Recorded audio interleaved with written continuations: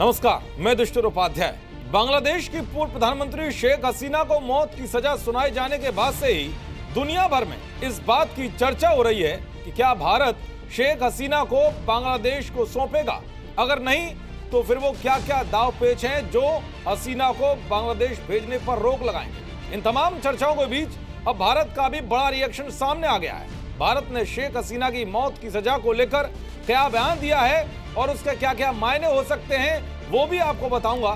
साथ ही बताऊंगा कि शेख हसीना को सजा सुनाते ही बांग्लादेश की मोहम्मद यूनुस सरकार ने भारत से क्या मांग कर डाली है और आखिर में दिखाऊंगा कि शेख हसीना पर फैसला आते ही कैसे बांग्लादेश जल उठा है और चारों तरफ गृह युद्ध जैसे हालात हो गए। दरअसल शेख हसीना पर मौत की सजा का फैसला आते ही हर किसी की निगाह इस बात पर टिकी थी कि भारत इस फैसले पर क्या रिएक्शन देगा, क्योंकि बांग्लादेश में तख्ता पलट के बाद से ही वो भारत में ही शरण लिए हुए हैं। ऐसे में भारत ने भी शेख हसीना के फैसले पर अपना बहुत ही सुलझा हुआ रिएक्शन दिया। भारतीय विदेश मंत्रालय ने कहा है कि भारत ने कोर्ट के फैसले को नोट किया है। भारत हमेशा बांग्लादेश के लोगों के भले को सबसे ऊपर मानता है।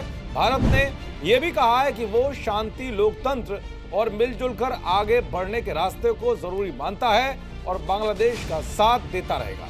यानी कि इस बयान का मतलब साफ है कि भारत किसी एक पार्टी या शख्स के साथ नहीं है, बल्कि पूरे बांग्लादेश की जनता के साथ खड़ा रहना चाहता है। भारत कह रहा है कि वो हर किसी से बातचीत करने और हालात को बेहतर बनाने की दिशा में काम करता रहेगा। साथ ही भारत ने यह भी साफ कर दिया है कि उसने फैसले को नोट किया है, उसका रिव्यू किया जाएगा।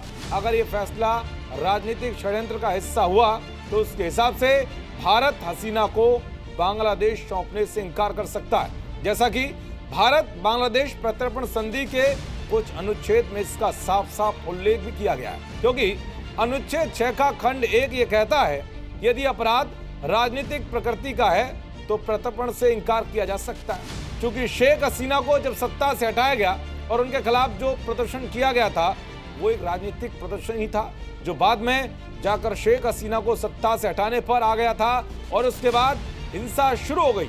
इसीलिए शेख हसीना की सत्ता से विदाई एक राजनीतिक आंदोलन का परिणाम है। वहीं मौजूदा अंतरिम सरकार के सलाहकार मोहम्मद यूनुस शेख हसीना के राजनीतिक विरोधी माने जाते हैं। इसलिए भारत आसानी से तर्क दे सकता है कि पूरा मामला राजनीतिक षड्यंत्र है। इसके अलावा इस संधि का अनुच्छेद 8 खंड 3 भी भारत को दाव पेच खेलने का बड़ा मौका देता है। खुद हसीना की पार्टी अवामी लीग ने फैसले को राजनीतिक से जुड़ा षड्यंत्र यानी कि साजिश बताया है और अब वो बड़ी अदालत में जाकर अपील करने की बात कह रही है। मौजूदा परिस्थितियों में यह तर्क भारत के पास एक मजबूत आधार बन जाता है कि यह मामला राजनीतिक प्रेरित है।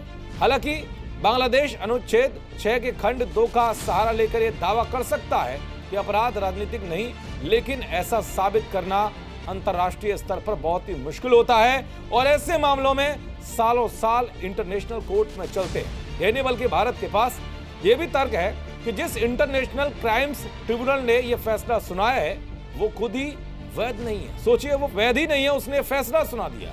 उधर कोर्ट का यह फैसला आने के बाद बांग्लादेश की अंतरिम सरकार ने एक बार फिर से भारत से पूर्व पीएम शेख हसीना के प्रत्यर्पण की मांग की है। भले ही यूनुस प्रत्यर्पण की मांग कर रहे हो, लेकिन इसे मानना या ना मानना पूरी तरह से भारत सरकार के ऊपर निर्भर करेगा। तो वहीं शेख हसीना को मौत की सजा सुनाए जाने के बाद बांग्लादेश में गृह युद्ध जैसे हालात हो गए। फैसले के तुरंत बाद ढाका और अन्य शहरों में हिंसक विरोध प्रदर्शन शुरू हो गए हैं। हसीना की पार्टी अवामी लीग के हजारों समर्थक सड़कों पर उतर आए हैं। आगजनी, तोड़फोड़ और गोलीबारी की खबरें सामने आई, जिसमें कुछ लोगों की मौत और घायल होने की खबरें। तो कुल मिलाकर बांग्लादेश एक बार फिर दंगों की तरफ बढ़ रहा है। ये माहौल कब और कैसे शांत होता है, ये देखने वाली बात होगी। देखते रहिए जी न्यूज़। नमस्कार।